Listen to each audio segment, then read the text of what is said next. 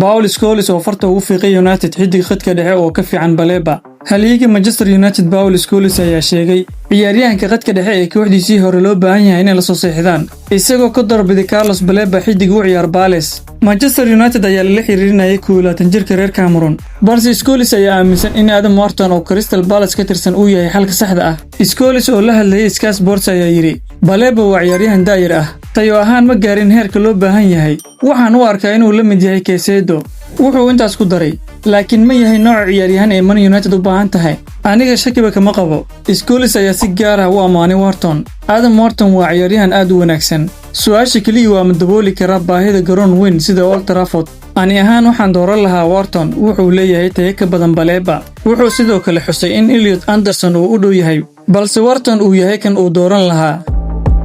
Dhinaca kale, Amram oo shaaciyay 3 ciyaaryahan oo Man United ka maqnaan doona kulanka Crystal Palace. Tababaraha Manchester United Robin Amram ayaa xaqiijiyay in 3 ciyaaryahan oo muhiim ah aysan ka qayb gali doonin kulanka Axad ay la ciyaari doonaan Crystal Palace. Matheus Cunha oo seegay kulankii Everton ayaa weli dhaawacan, waxaana la filayaa inuu ku soo laabto kulanka West Ham ee usbuuca dambe, balse ma ciyaari doono kulanka Axad. Amram wuxuu sidoo kale sheegay in Benjamin Sesko iyo Harry Maguire ay u baahan yihiin waqti dheeri ah oo ay ku soo kabtaan ka hor inta aysan dib ugu soo laaban safka koowaad ee kooxda.